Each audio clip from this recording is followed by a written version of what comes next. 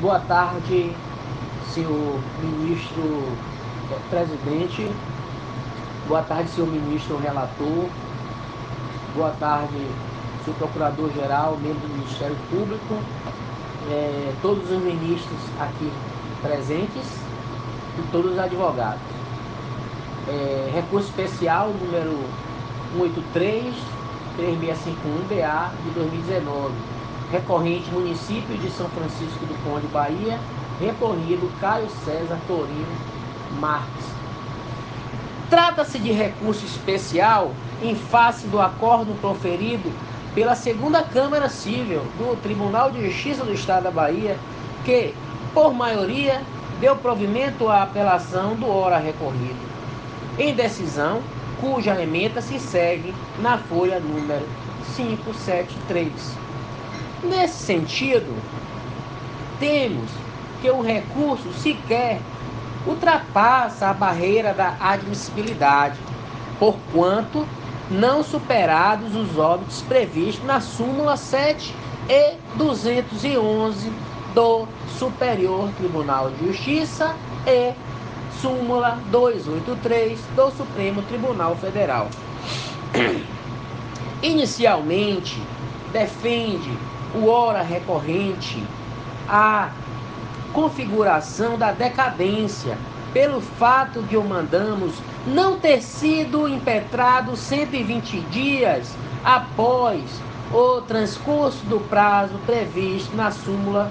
ou previsto no artigo 26 da Lei 8666/93, em especial os 3 dias para a autoridade superior ratificar e os 5 dias para publicar os atos de dispensa conforme veiculado em sentença. No entanto, a leitura do acórdão recorrido demonstra que tal orientação foi rechaçada, levando-se em conta 3 fundamentos, tais como 1. Atos de ratificação ou homologação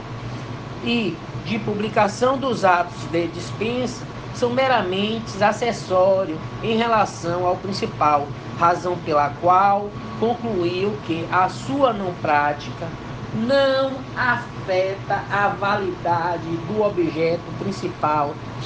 do procedimento administrativo, que é a aquisição do objeto licitado, conforme folha número 579. 2. Houve uma leitura equivocada do artigo 26 da Lei 8666/93, que não menciona que a autoridade pública possui o prazo de 3 dias para ratificar a dispensa e, posteriormente, o prazo desses 5 dias para publicá-la no Diário Oficial, mas sim que a autoridade condutora do procedimento administrativo tem o prazo de 3 dias para comunicar a dispensa à autoridade superior. E feita a comunicação, deve essa, segundo a autoridade, então, no prazo de 5 dias, proceder a ratificar e à publicação do ato de dispensa. Razão pela qual conclui que, caso a autoridade dita inferior não comunique a dispensa à autoridade superior, sequer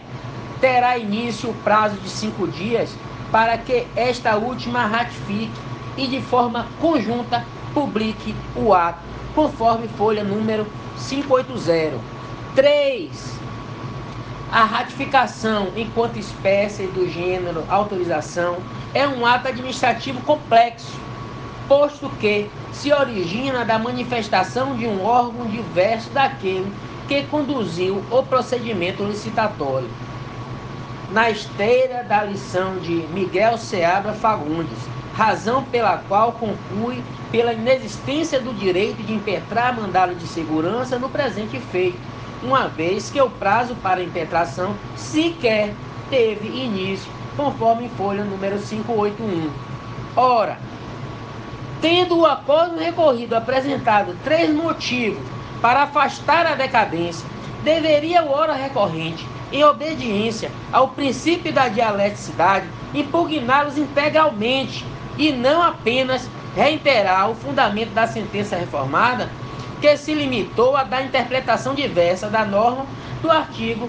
26 da Lei 8666/93 e, portanto, apenas infirma a linha B acima mencionada. Para ultrapassar o apontado óbvio, seria necessário, ao nosso ver, analisar a matéria sob a ótica da relação entre objetos principais e acessórios, e ainda quanto à natureza jurídica do ato administrativo complexo, onde do qual o ora recorrente não se desincumbiu. Diante disso, pensamos ser o caso de não conhecer este capítulo recursal ante o disposto na súmula número 283, que diz o seguinte: é inadmissível um recurso extraordinário quando a decisão recorrida assenta em mais de um fundamento suficiente e o recurso não abrange a todos. Quanto à alegada ilegitimidade do ora recorrido, argumento recorrente a ausência de pertinente comprovação por parte do recorrido de poderes para representar extrajudicialmente a família Tourinho, suposta proprietária do mencionado acervo histórico, frisando-se que não restou formalmente demonstrado a legitimidade, conforme folha número 655. Em sentido diametralmente oposto, defende o acórdão recorrido. Veja bem, senhores, veja o que o acórdão diz,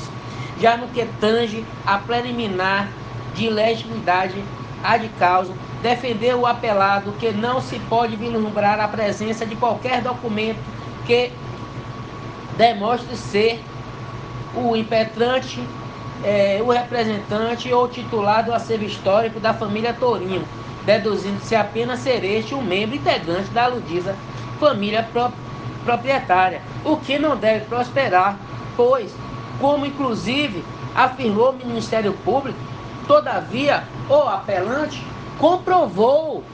a sua ascendência nos autos do processo administrativo, além de que tal argumento de ilegitimidade da representação não foi invocado quando do trâmite da compra e venda do acervo histórico, não podendo o município, já em sede judicial, impugnar a condição do impetrante, como fora suficientemente demonstrado que o mesmo é quem detém e possui o mobiliário ora discutido, conforme folha 282, considerado pelo Tribunal de Origem a suficiência do conjunto fático probatório a demonstrar a legitimidade ativa do ora recorrido. A pretensão que visa modificar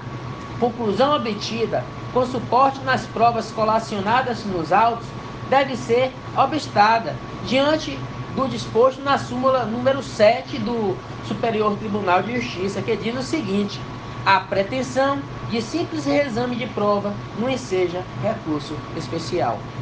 No outro capítulo recursal, reclama o ora recorrente a ausência de prévia dotação orçamentária para as despesas relacionadas à aquisição do acervo histórico, objeto do mandado de segurança em tela. No entanto, apontou a Corte de Origem que, antes da paralisação motivada do procedimento administrativo de dispensa de licitação Segov, número 6302 de 2014, havia sido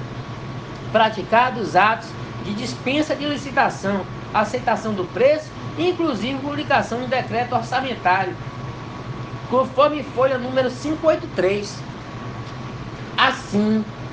se o acórdão recorrido, com base no conjunto fático probatório dos autos, concluiu que o município de São Francisco do Conde da Bahia publicou até mesmo decreto orçamentário com a finalidade de adquirir acervo histórico, apresenta-se descabida a alegação da ausência de prévia dotação, seja pela incidência da súmula número 7 do STJ, seja pela proibição do verine contra facto próprio. Por fim, o Ministério Público defende a possibilidade de revogação do procedimento de licitação por motivo superveniente, o qual se verifica em caso momento em que o ora recorrente teria dado o acervo histórico como garantia de empréstimo firmado com o senhor Elísio Moutinho dos Santos no valor de R$ 144.000 não pagos em 23 de 2 de 2015 e que esta estaria sendo discutida nos autos da ação de busca e apreensão do processo de número 0224-840-77 da 6ª Vara Civil de Salvador, Bahia, instado a se manifestar sobre a matéria, tanto em sede de contra-razões ao recurso de apelação,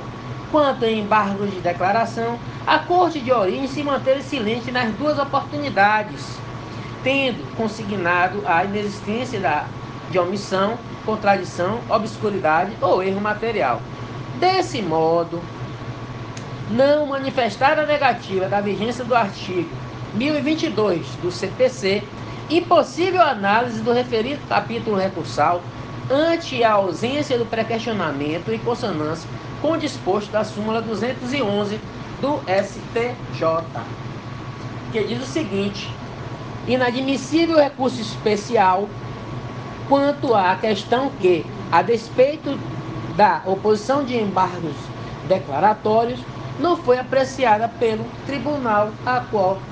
no entanto, como assim não se entenda, ou seja, superado esse óbice, salienta-se que,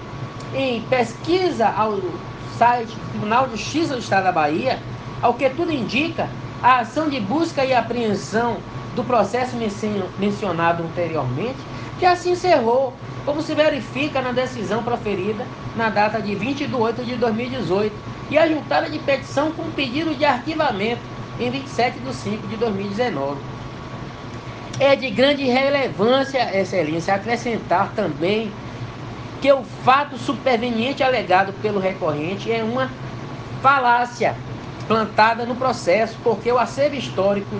nunca foi gravado, continua como sempre esteve, livre de desembaraço, conforme comprovado por sentença do Tribunal de Justiça do Estado da Bahia e a sua respectiva certidão de trânsito e julgados em anexo. Outro sim, como destacado na declaração de folha número 384, os bens de inegável valor histórico não podem ficar tanto tempo armazenados. Nesse caso, o dano é inverso e pode ser irreversível por não se tratar de bens fungíveis.